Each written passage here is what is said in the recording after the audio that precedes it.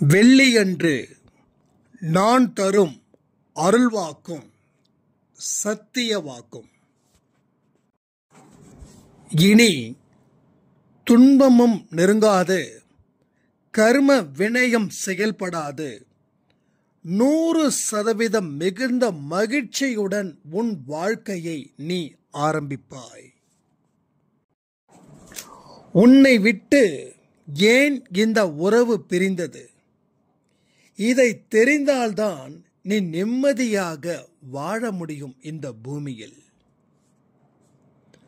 உன் நிலையை மாற்ற நான் 10 மக்களை உன்னிடம் அனுப்பினேன். நீயோ விவாதம் செய்து விரட்டிவிட்டாய். அன்று முதல் இன்று வரை கடும் கோபத்தில் நான் உன் மீது உள்ளேன். இந்த நிலை தொடர்ந்தால் உன் வாழ்வில் துன்பம் மட்டுமே 200 மடங்கு அதிகரிக்கும். அதனால் இதை மனதில் வைத்து வாழ்ந்து பார். என் கோபம் தீரும். உன் கையை பிடித்து உன் வாழ்க்கைக்கு வழிகாட்டியாக அமைந்து உன்னுடைய பிரச்சனைகளுக்கு நான் முற்றுப்புள்ளி வைக்கக்கூடிய நேரம் இதுவே. உன்னுடைய அத்தனை விதமான பாரத்தையும் என் மீது சுமத்தி உன் வாழ்க்கையை நீ வாழ நான் தரும் மிகப்பெரிய ஆசீர்வாத சொற்கள் இந்த பதிவில் உள்ளது.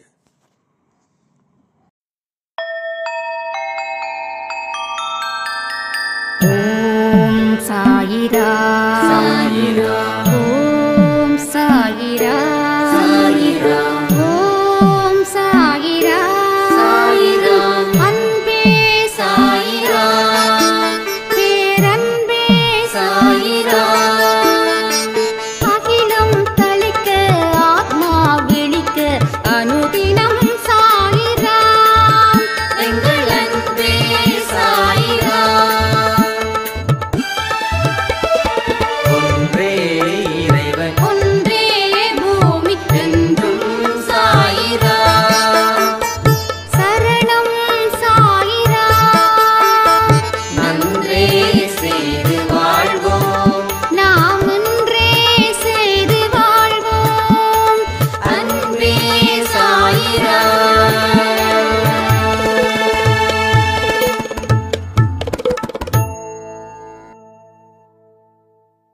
என் உயிரின் உயிரானவர்களே, வாழ்க்கையில் என்னுடைய உறவு திடீர்னு என்னை விட்டு பிரிஞ்சு நான் தவிச்சு போய் நிற்கிறேன். கடவுளே, இந்த உறவை என்னிடம் வந்து சேர்த்துடு. இரவும் பகலும் தூக்கம் இல்லாம பசி இல்லாம வாடிக்கிட்டு இருக்க. நான் என்ன தப்பு செஞ்சேன்? ஏன் இப்படிப்பட்ட சூழ்நிலை எனக்கு வந்து சேருது அப்படின்னு நாம சில உறவுகளை நம்மளை விட்டு பிரிஞ்சதுக்கு அப்புறம் இது மாதிரி தொடர்ந்து துன்பப்பட்டுக்கிட்டே இருக்கோம். இதுல என்ன சாயப்பா ஒரு விஷயத்தை ஏற்படுத்துறாரு? அவர் சொல்லக்கூடிய விஷயங்கள் என்ன? உங்க வாழ்க்கை எதை நோக்கி போகணும்னு அவர் தீர்மானிச்சிருக்காரு. அதற்கு உரிய வழிகள் நம்ம கிட்ட எப்படி ஏற்படுத்திக்க முடியும் அப்படின்றத பார்த்துதான் இந்த பதிவு. ஒரு உறவு நம்மளை விட்டுட்டு பிரியுது, இல்ல பிரிய போகுது, இல்ல பிரிய துடிக்குது அப்படின்னா நிச்சயமா நமக்குள்ள ஒரு பெரிய வருத்தம் 100% இல்லை, சொல்லவே முடியாத ஒரு % அங்க துன்பத்தை கொடுக்கும். இது இயற்கையானதா இல்ல செயற்கையானதா அப்படின்னும் நமக்கு புரியாமலே இருக்கும். ஆனா பகவத்கீதையில சொன்ன ஒரு வார்த்தை இப்போ வரைக்கும் எனக்கு ஸ்ட்ராங் ஆக்குது. அந்த வார்த்தையை நான் என்னைக்கு சுவாசிக்க ஆரம்பிச்சேனோ அன்னையில இருந்து இன்று முதல் எனக்கு உறவுகளால எந்த துன்பமும் ஏற்படல. ஆனா உறவுகளை நான் அதிகமா நேசிக்கிறேன். உறவுகளை அதிகமா நேசிச்சாதான் சாயப்பா கிட்ட நெருங்க முடியும். அப்ப சாயப்பா கிட்ட நெருங்கணுன்றதுக்காக உறவை நேசிக்கல. உறவை நேசிக்கிறது இயல்பானதா இருக்கிறதால சாயப்பா கிட்ட நான் நெருங்கி இருக்கேன். யாரையும் வெறுக்கிறதோ ஒதுக்கிறதோ கேவலப்படுத்துறதோ அவமானப்படுத்துறதோ இல்லை. அதாவது எனக்குன்னு இருக்கக்கூடிய சில பிடிக்காத மனிதர்கள்னு ஆரம்பத்தில் இருப்பாங்கல்ல, அவங்கள நான் எங்கேயாவது ஒரு இடத்துல லைட்டா முணுமுணுத்தா கூட சாயப்பா முணுமுணுத்துருவாரு. நான் முணுமுணுக்கிறது என்னமோ சாதாரணம்தான். ஆனா அவரு முணுமுணுத்தா இந்த சந்தோஷ் தாங்க மாட்டான். அப்படியும் ஒரு சில நிகழ்வுகள் நடந்திருக்குது. அப்போ முணுமுணுக்க கூட கூடாதா? நான் விஷ்ணு சாகிட்ட கேட்டேன். அவன் பிடிக்காதவங்கள என்னென்னமோ சொல்றாங்க, திட்டுறாங்க, பழி வாங்கணும்னு நினைக்கிறாங்க, அசிங்கமா பேசுறாங்க. நாம ஏதோ லைட்டா முணுமுணுத்தோம், அதுக்கே இப்படியா அப்படின்னு. அப்ப விஷ்ணு சாய் சாயப்பா ரூபத்துல பேசினாங்க. என்ன பேசுனாங்கன்னா, இல்ல சில பேர் அப்படிதான், அவங்களுக்கு என்ன பேசினாலும் கடவுள் தண்டனை கொடுக்க மாட்டாரு. ஏன்னா அவங்க அதை விட தாண்டின வேலைகளை செஞ்சிருப்பாங்க. புரியுதா? அவங்க அதை விட தாண்டின வேலைகளை செஞ்சிருப்பாங்க. அப்போ அவங்களுக்கு அந்த இடத்துல தண்டனை கொடுக்க மாட்டாரு. இப்ப உங்களுக்கு ஏன் தண்டனை கொடுக்கிறாருன்னா, நீங்க எந்த தவறும் செய்யல, அதனால சின்ன ஒரு விஷயம் வந்தா கூட தண்டனை உங்களுக்கு பெருசா இருக்குதுன்னு. அது சொல்லும் போது உண்மையிலே மெய் சிலிர்த்துச்சு. நம்ம ஏற்கனவே ஒரு பதிவில் சொல்லியிருந்தோம். சில பேருக்கு கெட்டவனுக்கு அள்ளி அள்ளி கடவுள் கொடுக்குற மாதிரியும், நல்லவனுக்கு கிள்ளி கிள்ளி கொடுக்குற மாதிரியும், கெட்டவன் 1000 தப்பு பண்ணாலும் அவனுக்கு தண்டனை 10ஓட 11 போயிட்ட மாதிரியும், நல்லவன் ஒரு சின்னதா ஒரு தப்பு செஞ்சா கூட அவனுக்கு ஆயுள் தண்டனை கொடுக்குற மாதிரி இருக்கும். அந்த அளவுக்கு வலி அதிகரிக்கிற மாதிரி நம்ம சொல்லியிருந்தோம். ஏன்னா நீ நல்லவன்ற ஒரு விஷயங்கள் கடவுளுக்கு தெரியுது. நான் திரும்பவும் சொல்றேன், வீட்டில் 2 குழந்தைங்க, ஒரு குழந்தை நல்ல குழந்தை, இன்னொரு குழந்தை திருட்டு குழந்தை. அப்போ பெற்றோர்கள் நல்லவனை தண்டிப்பாங்களா இல்லை தீயவனை தண்டிப்பாங்களா? தீயவனை என்னதான் தண்டிச்சாலும் அவன் திருந்துற மாதிரி இல்லை. ஆனால் நல்லவன், அதாவது இன்னொரு மகன் இந்த பையன் மாதிரி ஆயிடக்கூடாதுன்னு சொல்லி பெற்றோர்கள் மிகுந்த எச்சரிக்கையோட அந்த குழந்தைய பார்த்து பார்த்து பார்த்து பார்த்து வளர்ப்பாங்க. அப்ப சின்ன தப்பு வந்தா கூட அந்த குழந்தைக்கு அடி விழும். அந்த குழந்தை நினைக்கும், நான் இவ்வளவுதான் பண்ணியிருக்கேன், ஆனா என் கூட பிறந்தவனும் மூட்டை மூட்டையா பண்ணியிருக்கான், ஆனா அவனுக்கு தண்டனை கம்மி, எனக்கு தண்டனை அதிகமா. அப்ப வளர்ந்து பெரியவனானதுக்கு அப்புறம் அவன் திருடனாவே மாறிட்டான். அவன் ஊர் தங்கறது இல்லை, வீடு தங்கறது இல்லை. ஆனா இவன் நல்லவனா வளர்த்துருக்காங்க. இப்போ இவன் நினைச்சு பார்க்கறான், நல்ல வேலை, சின்ன சின்ன தப்பு பண்ணதுக்காக என்னுடைய பெற்றோர்கள் என்ன அடிச்சதால திட்டுனதால இன்னைக்கு நல்ல இடத்துக்கு வந்திருக்க. ஒருவேளை எனக்கு இந்த விஷயம் நடக்கலைன்னா நானும் அவனை மாதிரி தானே போயிருப்பேன், திருட்டு பையனா அப்படின்னு. அப்போ பெற்றோர்களுக்கு தெரியுது, அதே போல கடவுளுக்கும் தெரியுது. உனக்கு எதிராக ஒரு மனுஷன் பண்ணா என்ன, அதான் பகவத்கீதை அந்த வார்த்தையை சொல்ற, பண்ணா என்ன, உனக்கு எதிராக செயல்பட்டா என்ன, எல்லாரும் உனக்கு மாலை தான் போடணுமா தோல்ல? இதுதான் நீ என்கிட்ட இருந்து கத்துக்கிட்ட பாடமா? எல்லாரும் தோளுக்கு மாலை போடணும், யாரும் காலை வாரி இழுத்துடக்கூடாது. யாராவது காலை வாரி இழுத்துட்டா அவனை நீ காலை வாரி இழுப்பதற்கு சரியான நேரம் பார்த்துட்டு இருக்க. ஆனா நீ பண்ணக்கூடாது. அது மாதிரி அடுத்தவன் பண்ணலாம், நீ பண்ணக்கூடாது. அடுத்தவன் ஏன் பண்ணலாம், அவனுக்கு ஏன் தண்டனை இல்லைன்னா அவனுக்கு இன்னும் இந்த தண்டனைக்கு உண்டான நேரம் வரல. அப்போ அவன் போன ஜென்மத்தில் இருக்கிற தண்டனையை தான் இப்போ வரைக்கும் அனுபவிச்சுட்டு இருக்கான். அப்போ அந்த தண்டனைலாம் முடிஞ்சதுக்கு அப்புறம் தான் இந்த தண்டனை. ஆனால் உனக்கோ தண்டனைன்றது எதுவுமே இல்லை. இது வரைக்கும் உனக்கு தண்டனை கொடுத்தாச்சு, நீ அனுபவிச்சிட்ட. அப்போ இனி புதுசாக ஏதாவது உடனே பண்ணிங்கன்னா அது உடனே தண்டனைக்குரியதாக மாறுது. ஸோ தண்டனைன்றது வெயிட்டிங் லிஸ்ட்டு மாதிரி. ட்ரெயினுக்கு நம்ம போகிறோம், புக் பண்ணுறோம், வெயிட்டிங் லிஸ்ட்டு பார்த்திங்கன்னா ஒரு 200-220 இருக்குது. அவங்க போடுறாங்க 60% பாசிபிள் இருக்குது டிக்கெட் புக்கிங்க்கு அப்படின்னு. நாம் அதை பேஸ் பண்ணி டிக்கெட்டை ஒரு ஊருக்கு 2 ட்ரெயினில் டிக்கெட் புக் பண்ணுறோம். எது கிடைச்சதுனாலும் அதிலே நம்ம போயிடலான்னு. ஏன்னா ட்ராவலிங் ரொம்ப இம்பார்ட்டன்ட். அதில் நமக்கு அப்போ கடைசியாக ஃபைனலாக முடிவு பண்ணுறோம். அது மாதிரி கெட்ட மனுஷங்களுக்கு வெயிட்டிங் லிஸ்ட் பிரகாரம் அந்த பாவங்கள் லிஸ்ட்டு வருது.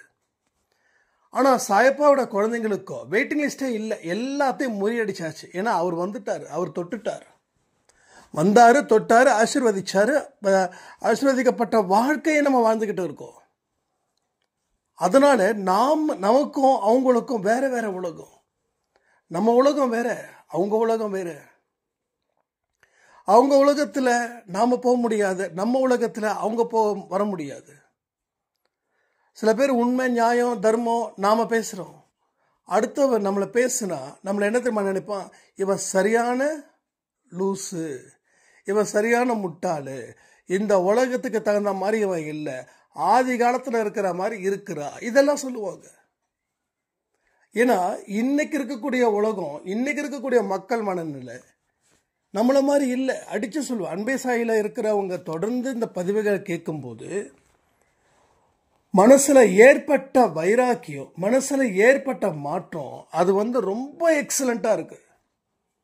அது மற்றவங்களால கெட்டு போக வேண்டாம், கெட்டு போகாத மாதிரி நீங்கள் தயார் பண்ணிக்கோங்க. அப்போது உனக்கு தோளில் மாலை போட்டவனை எப்படி நீ சந்தோஷப்படுறியோ, அதே போல காலவாரி விட்டவனையும் அதே நினைப்போட பழகு, அதே நினைப்போட சந்தோஷப்படு. காலவாரி விட்டியா, உனக்கு பிடிச்சிருக்கா? எனக்கு வலிக்குதுன்றது விஷயம் இல்லை. உனக்கு பிடிச்சிருக்குல்ல, என் காலவாரி விட்டல்ல, பிடிச்சிருக்குல்ல, நீ சந்தோஷமா இருக்குல்ல, எனக்கு அது போதும். அந்த மனநிலைக்கு வருவது கஷ்டம். நீங்க நிறைய பேர் சொல்றீங்க. ஆனா ஒரு தடவை வந்துட்டா திரும்ப திரும்ப நமக்கு எந்த மனிதர்கள் காலை வாரி விட்டாலும் ஒரு சின்ன அழுகை கூட வராது. என்கிட்ட ஒரு சாய்ராம் கேட்டாங்க, இவ்வளவு விஷயங்கள் உங்க வாழ்க்கையில் நடந்திருக்குது, உங்களுக்கு கண்களில் இருந்து கண்ணீரோ இல்லை இப்படிப்பட்ட விஷயம் நமக்கு மட்டும் தொடர்ந்து நடக்குதோன்ற விரக்தி உங்களுக்கு எப்படி இல்லாமல் இருக்குது அப்படின்னு. அப்போது ஒரே ஒரு தடவை நான் அழுதது உண்மை. சாயப்பா லைஃப்பில் வரதுக்கு முன்னாடி அப்போ ஒரு பெரிய மகா ஃபெயிலியர். அப்போது நிறைய யோசிக்கிறேன், நிறைய யோசிக்கிறேன். யோசிக்கும் போதெல்லாம் அழுவுறேன். அதுக்கப்புறம் யோசிக்கும் போதெல்லாம் மனசு ஸ்ட்ராங்காச்சு. யோசிக்கும் போதெல்லாம் சிந்திக்கும் போது அன்னைக்கு எந்த விஷயங்கள் என்னுடைய ஆன்மாக்குள்ள பதிவாச்சோ அன்னையில இருந்து இன்னைக்கு வரைக்கும் அதை யாராலையும் அழிக்கவோ மாற்றவோ முடியல. ஏன்னா அந்த ஆன்மான்ற கல்வெட்டுக்குள்ள எழுதி வச்சது நம்ம சாயப்பா தான். சாயப்பாவால் எழுதி வைக்கப்பட்ட எந்த ஒரு எழுத்தும் அழிக்கப்பட முடியாது, யாராலையும் அழிக்கவே முடியாது. ஸோ அப்படிப்பட்ட விஷயங்கள் தான் இங்கே இருக்குது. அப்போ கிருஷ்ண பரமாத்மா சொன்ன ஒரு வார்த்தை, எந்த விஷயங்கள் நடந்தாலும் காரண காரியம் இல்லாம நடக்காது. உன்னை சுத்தி எவ்வளவு இருந்தாலும் சரி, அதுக்கு உண்டான காரணம் காரியம் கண்டிப்பா இருக்கும். ஒரு மனுஷன் உங்க கூட இத்தனை நாள், இத்தனை நிமிஷம், இத்தனை வருஷம், இதுதான் கணக்கு. இதை தாண்டி ஒரு நிமிஷம் கூட அவனால இருக்க முடியாது. ஒன்று பிரிஞ்சிருவான், இல்லை உயிரே போகும், அவ்வளோதான். அதாவது இந்த புருஷ பொண்டாட்டிக்குள்ள பார்த்தீங்கன்னா முக்காவாசி பேர் இப்போ பிரிதல் ரொம்ப ஜாஸ்தியாக போயிடுச்சு. போயிட்டு 2 வருஷம் கழிச்சு இன்னொரு டைவர்ஸ் ஆகி அதுக்கப்புறம் மேரேஜ் பண்ணிக்கிறாங்க. ஸோ இப்படி போகுது. செகண்ட் மேரேஜ் ஓரளவுக்கு பாதுகாப்போடு வச்சுக்கிறாங்க. ஏன்னா ஃபஸ்ட்டு மேரேஜில் இருக்கக்கூடிய குளறுபடிகள்லாம் இல்லாத மாதிரி பார்த்துக்கிறாங்க. சில பேருக்கு அதுவும் அமையல. ஆனால் இங்கே ஒரு விஷயங்கள் என்ன நடக்குது அப்படின்னா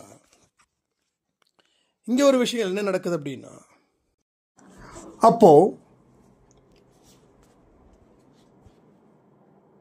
ஒன்று மனசில் இருக்கக்கூடிய விஷயத்தால் பிரிவது, இல்லைன்னா ஆயுட்காலம் முடிஞ்சு பிரியும். ஆக மொத்தம் யாரும் கடைசி வரைக்கும் கூட வரப்போவது இல்லை. கடைசி வரைக்கும் வரப்போவது இல்லை. ஏதோ ஒன்று இப்போ ரீசெண்டாக படித்தேன். ஒருத்தர் சொல்கிறாரு தன்னோட நிழலை பார்த்து, ஏன் எங்கே பார்த்தாலும் என்னை பின் தொடர்ந்துக்கிட்டே இருக்கேன்னு. உடனே அந்த நிழல் சொல்லிச்சு, நான் மட்டும்தான் உன்னை கடைசி வரைக்கும் பின்தொடருவேன் அப்படின்னு. ரொம்ப அருமையான வார்த்தை. நம்ம நினைக்கிறோம் இந்த பாசம், பந்தம், சொந்தம், அது இது இதெல்லாம் இல்லாமல் வாழ முடியாது. ஆனால் நம்ம உறவுகள் பிரிஞ்சாலும் சில மனிதர்கள் பிரிஞ்சிடுச்சேன்னு சொல்லி தற்கொலை பண்ணிக்கிட்டவங்களும் ஜாஸ்தி.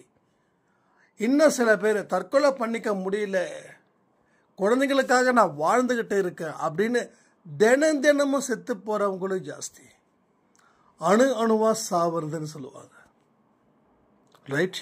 ஆனால் நாம் நினைச்சா நம்ம தலையெழுத்தை மாற்றுவதற்கு ஒரு வாய்ப்பை நம்ம சாயப்பாவுக்கு வழங்கலாம். நல்லா புரிஞ்சுக்கோங்க. உங்கள் கணக்கு எப்படியோ அந்த கணக்கை வச்சு தான் அவர் கணக்கு பாடத்தையே உருவாக்குறார். உங்கள் கணக்கு எப்படிப்பட்டதுன்றத நீங்கள் தெளிவாக இருக்கணும். உங்கள் கணக்கே குழப்பத்தில் இருக்குதுன்னா அவர் எந்த கணக்கை வச்சு உங்கள் கணக்கை, வாழ்க்கைன்ற கணக்கை சரி பண்ணுவார்? அப்போ நீங்கள் எந்த வழியில் போக போகிறீங்க? மறுபடியும் சொல்கிறேன், நீங்கள் எந்த வழியில் போக போகிறீங்க? நீங்கள் எந்த வழியில் போகணும்னு விருப்பப்படுறீங்க? எந்த வழி உங்களுக்கு நம்பிக்கை ஏற்படுத்தக்கூடிய வழி? எந்த வழி எளிமையானது? எந்த வழியில் போவதற்கு நீங்கள் ஆயத்தப்படுறீங்க, விரும்புகிறீங்க? இதெல்லாம் நீங்கள் எப்படிப்பட்டதோ அப்படிப்பட்டவைகளை நீங்கள் விதைச்சிட்டா அவர் அதற்கு உண்டான வழிகளை உங்ககிட்ட சொல்லுவார். திரும்பவும் சொல்றேன், செயல்படக்கூடியவனுக்கு மட்டும்தான் அவருடைய வழிகாட்டுதல் இருக்கும், இல்லைன்னா இல்லை. ஒரு 2 நாளைக்கு முன்னாடி கூட ஒரு சாய்ராம் சொல்லியிருந்தாங்க, என்னோட கணவர் மேல அவ்வளவு ஆசை வச்சிருந்தேன், அவ்வளவு பாசம் வச்சிருந்தேன். ஆனா என் கணவரோ என்னை வேண்டான்னு சொல்லி என்னை விட்டுட்டு, இனி நீ செத்தா கூட நான் வரமாட்டேன் அப்படின்னு சொல்லி போயிட்டாருன்னு சொல்லி ஒரே அழுக. இந்த அம்மா வழி இருக்கும், ஏன்னா நேசிச்ச உள்ளத்துக்கு அந்த ஒரு அடி மரண அடியாக தான் இருக்கும். நான் இல்லைன்னு சொல்லலை. உண்மையா நேசித்தவர்களுக்கு மரண அடி நிச்சயமா இருக்கும். பொய்யா நேசித்தவர்கள் என்ன தெரியுமா சொல்லுவாங்க? உன்னுடைய நல்லதுக்காக நான் உன்னை விட்டுட்டு போறேன்னு சொல்லுவாங்க. பொய்யா நேசித்தவர்களுக்கு எப்படி வேணாலும் பேசுவாங்க. ஆனா உண்மையா நேசித்தவர்களுக்கு ஒரு பிரிவு அப்படின்றது ஒரே ஒரு வார்த்தை, அந்த அழுக மட்டும்தான், அந்த அலறல் மட்டும்தான், கதறி அழக்கூடியது மட்டும்தான் அங்க நடக்கும். இதான் உண்மையா நேசித்தவர்களுக்கு இது. பொய்யா நேசித்தவர்கள் 1000 வழிகள், 1000 வார்த்தைகள் இருக்கும். உனக்காக நம்ம செட் ஆகாது, அதாகாது, இதாக. அதாவது இவன் மனசுல ஒரு விஷயத்த முடிவு பண்ணிட்டான், பிரிஞ்சிடணும்னு. அப்போ பிரியணும்னு முடிவு பண்ணவன் 1000 கதை இல்லை, கோடி கதையை உருவாக்கினா கூட ஆச்சரியப்படுறதுக்கு இல்லை. ஆனா உண்மையிலே ஒரு அடி விழுந்திருக்கு அப்படின்னா எந்த வார்த்தையையும் உருவாக்க முடியாது, முதல்ல பேசவே முடியாது. அவ்வளவு அழுக, அவ்வளோ கண்ணீர். அந்த மாதிரியான நல்ல உள்ளங்களுக்கு தான் நான் சொல்றேன், ஒரு விஷயத்தை முடிவு பண்ணுங்க. எந்த ஒரு விஷயமும் உங்களால் நடக்கலை. நம்ம நினைப்போம், நாம கொஞ்சம் விட்டு பிடிச்சிருந்தா இந்த பிரிவு வந்திருக்காதில்ல, நாம் அவசரப்பட்டோம்ல. அதாவது நாம் நல்லதுக்கு கண்டிச்சிருப்போம், நல்லதுக்கு சண்டை போட்டு இருப்போம். ஆனால் இங்கே என்ன ஆகுதுன்னா, நாம் அப்படி பண்ணாமல் இருந்திருந்தா, நாம் அப்படி செய்யாமல் இருந்திருந்தா, அந்த மாதிரி கணக்கை வச்சு நாம் கில்ட்டியாக ஃபீல் பண்ண ஆரம்பிப்போம். முதல்ல வருத்தப்படுவோம், அதுக்கப்புறம் யோசித்து நம்ம இந்த இடத்துல அப்படி பேசியிருக்கக்கூடாது, இப்படி சண்டை போட்டிருக்கக்கூடாது, இப்படி அசிங்கப்படுத்திருக்கக்கூடாது, அவர் என்னமோ பண்ணியிருக்காரு, நம்ம விட்டுருக்கணும், இன்றைக்கி இந்த நிலைமை வந்திருக்குமான்னு விரக்தி வந்துடும். முதல்ல கதறி அழுகக்கூடியது அது ஒரு 2 மாதம் இருக்கும். அதுக்கப்புறம் விரக்தி தன்மை வந்துடும். அதுக்கப்புறம் எல்லாத்தையும் வெறுக்க ஆரம்பிச்சிருவோம். அப்போ நம்ம குழந்தைங்களுக்காக வாழ ஆரம்பிக்கிறதுக்கு அது தாண்டி வர வழி இல்லைன்னு ஆரம்பிச்சிருவோம். ஆனால் நம்மளை விட்டு பிரிஞ்சவங்க ரொம்ப சந்தோஷமாக சிறப்பாக இருப்பாங்க. சம்பந்தமே இல்லாத மாதிரி இருப்பாங்க. சம்பந்தமே இல்லாத மாதிரி இருப்பாங்க. நமக்கு ஒரு சில நேரத்தில் பொறாமையாக இருக்கும், ஒரு சில நேரத்தில் எரிச்சலாக இருக்கும். இதை ரெண்டத்தையும் நீங்கள் எப்போ கடக்குறீங்களோ அன்னைக்கு உங்களுடைய வழியை நீங்கள் தீர்மானிச்சிட்டீங்க. அந்த வழியை அவர் வழிகாட்டுதலாக மாற்றி உங்களை உச்சத்துக்கு கொண்டு போக தயாராக இருக்காருன்னு அர்த்தம். புரியுதா? உறவுகள் கொடுக்கக்கூடிய வழி ரொம்ப பெருசு.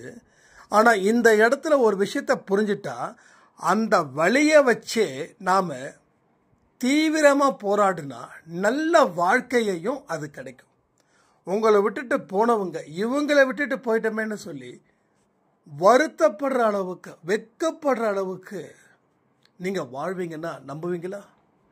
அப்படிப்பட்ட விஷயங்கள் என்னுடைய வாழ்க்கையில் தெளிவாக தீவிரமாக நடந்துக்கிட்டு தான் இருக்குது. ஓகே, தெளிவாக தீவிரமாக நடந்துக்கிட்டு தான் இருக்குது. நடத்துகிறவர் அவரே, வேற யாருமே இல்லை, கடவுள் மட்டும்தான். ஸோ பிரிவுன்றது உன் வாழ்க்கைக்கு கிடைக்கக்கூடிய ஒரு மருந்து. இதுதான் சாயப்பா எனக்கு சொல்லி கொடுத்த பாடம். ஒரு கஷ்டத்தை நீ கடக்கும்போது அடுத்த இடத்துக்கு போறேன்னா நீ ஒரு முன்னேற்றத்தை நோக்கி தான் உன்னை அழைச்சிட்டு போவேன். சில பேர் கஷ்டம் வந்துடுச்சுன்னா அதோட முடிஞ்சிடுச்சு வாழ்க்கை. நிறைய பேருக்கு அப்படி நடக்குது. எக்கச்சக்கமான மனுஷங்களுக்கு அப்படிப்பட்ட விஷயங்கள் இங்கே தெளிவாக நடக்குது. என்ன விஷயம் நடக்குதுன்னா, ஒரு கஷ்டம் வந்துடுச்சு, முடியாது, அவ்வளோதான், முடிஞ்சிடுச்சுன்னு. எஸ், உண்மை. ஏன்னா அவங்க வாழ்க்கையோட கணக்கை அவங்க ஆரம்பிக்கல. இதுதான் உண்மை. வாழ்க்கையோட கணக்கை அவர்கள் ஆரம்பிக்கவே இல்லை. 0வில் இருந்து ஆரம்பிக்கணும். நம்ம மைனஸில் போயிட்டுருக்கோம். பேங்க் பேலன்ஸ் வந்து ஒன்று 10,000 காட்டும், இல்லை -10,000 காட்டும். அது என்னங்க -10,000னா, நம்ம பேங்க் டிரான்சாக்ஷன் சார்ஜஸ்ஸு, மாதம் ஆவரேஜ் பேலன்ஸ் மெயின்டைன் பண்ணாதது, இது எல்லாமே பார்த்தா -10,000 காட்டும். தொகைன்றது ஒன்று தான். ஆனால் அதுக்கு முன்னாடி மைனஸில் இருக்கா இல்லை ப்ளஸில் இருக்கா அப்படின்றத நம்ம தெரிஞ்சுக்கணும் தானே.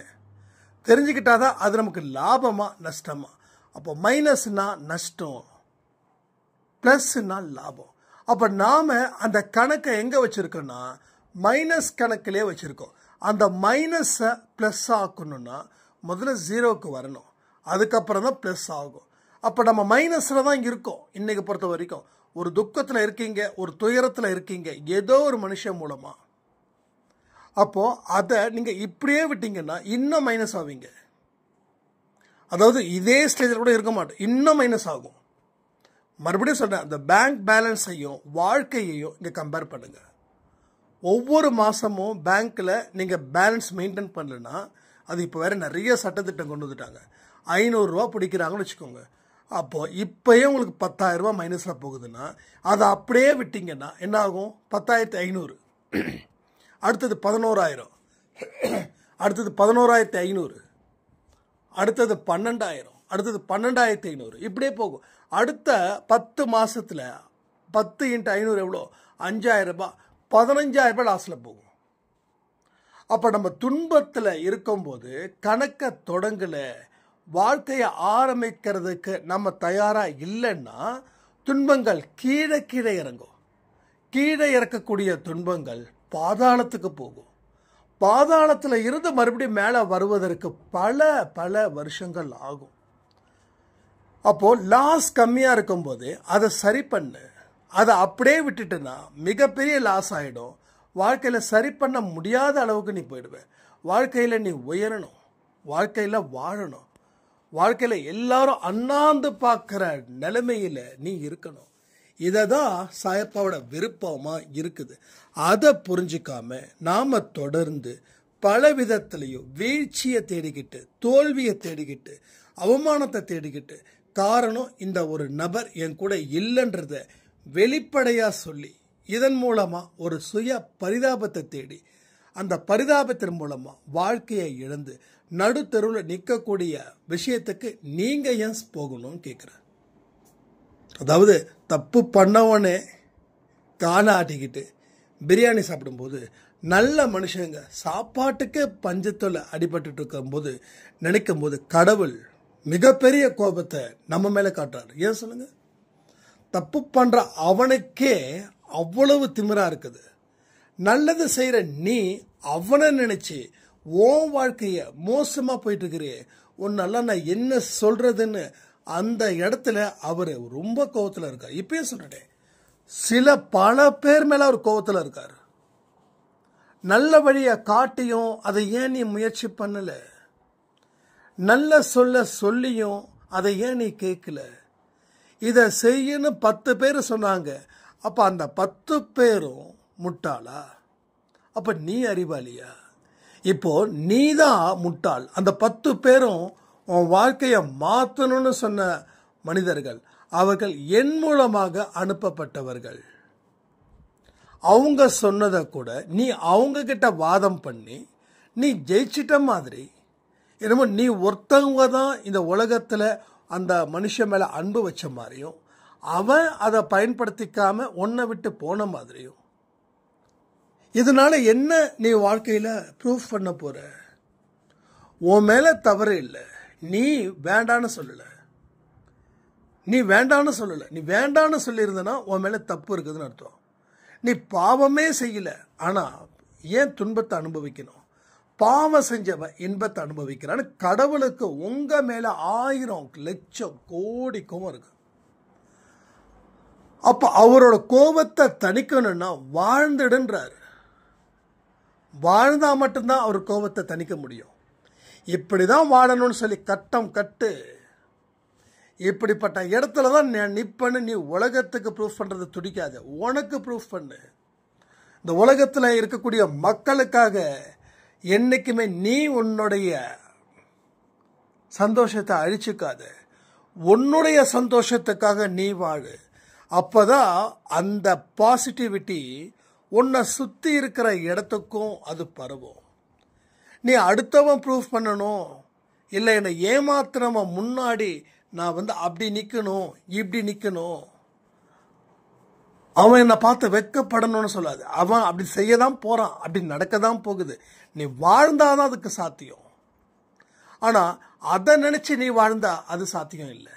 உன்னை நினைச்சு, உன் கடவுளை நினைச்சு, உன் குடும்பத்தை நினைச்சு நீ வாழு. வேற எதை பத்தியும் யோசிக்காத. நீ உயிராயிரு, நீ உயிரா இல்லாம இரு, அதை பத்தி கவலை இல்லை. உன்னோட வாழ்க்கைக்கு இனி அது முடிஞ்சிடுச்சுன்னு ஆயிடுச்சு. முடிஞ்சதை திரும்பவும் ஆரம்பிக்க முடியாது. செத்து போனவன் மறுபடியும் உயிரோட வர முடியாது. எந்த ஒரு பிரிவு வந்தாலும் அந்த உறவு செத்து போய், அந்த உறவுனா அந்த மனுஷனை சொல்லல, அந்த உறவு செத்து போயிடுச்சுன்னு சொல்லுங்க. செத்து போனது வராது. நமக்கு வரும்னு நினைச்சுதான் உட்காந்துட்டு இருக்கோம், ஆனா வராது. வரும்னு நினைச்சு உட்கார்ந்து உங்க வாழ்க்கையை கெடுத்துக்கவும் கூடாது, அது முக்கியம். வரும்னு நினைச்சு உங்க வாழ்க்கையை கெடுத்துக்க கூடாது. சரி வந்துட்டா அதுக்கப்புறம் நான் சரி பண்ணுவேன், அது சரி ஆகாது. வருதோ வரலையோ செய்ய வேண்டிய விஷயத்த நீ செய்யாம எதையுமே இங்க சரி பண்ணவே முடியாது. அப்போ உன் வாழ்க்கை கணக்கை நீ ஆரம்பிக்காம எந்த விதமான கணக்கையும் உன்னால தொடங்கவே முடியாது. 0ல வச்சுக்கிட்டு தொடங்கினா ஓகே, மைனஸில் வச்சுக்கிட்ட நான் தொடங்கிட்டேன் சாதிச்சிட்டேன்னா உனக்கு நீயே சொல்லிக்கக்கூடிய ஒரு போலித்தனமான விஷயத்தை தான் நீ தொடர்ந்து தொடர்ந்து தொடர்ந்து செஞ்சுக்கிட்டு இருக்க. புரியுதா? அப்போ உங்கள் வாழ்க்கையில் வரக்கூடிய அத்தனை விஷயத்துக்கும் பொறுப்பு உங்கள் காரண காரியத்தின்படி தான் இங்கே நடக்குதே தவிர வேற எதுவும் இல்லைன்ற மகா உண்மை உங்களுக்கு இந்த பதிவுகள் மூலம் தெரிஞ்சிருச்சுன்னா, அது உங்கள் மனசை ஏற்றுக்குச்சுன்னா உங்கள் வாழ்க்கை இனி ஏறுமுகம், சாதனை படைக்கும். உறவுகளை நினச்சி கவலைப்படுறதை விட்டுட்டு இருக்கிறத நினைச்சு அதை சிறப்பாக்கிக்க முயற்சிகள் செய்யுங்க. கடவுள் உங்க மேல இருக்கக்கூடிய கோபத்தை குறைப்பதற்கு உண்டான வழிகள் என்னென்ன எல்லாம் இருக்குதுன்றத 1க்கு 100 தடவை யோசிங்க. உங்க வாழ்க்கையில மிகப்பெரிய அற்புத சக்தியா சாயப்பா இருக்கும்போது, உங்க நிழலா அவர் வரும்போது உங்களுக்கு எந்த கவலையும் இல்லை. உங்களுடைய சந்தோஷம் மிக முக்கியம். அதை வச்சு வாழ்ந்து பாருங்க, சரித்திரம் படைக்கலான்னு சொல்லி இந்த பதிவை நான் முடிக்கிறேன். ஜெய் சாய்ராம்.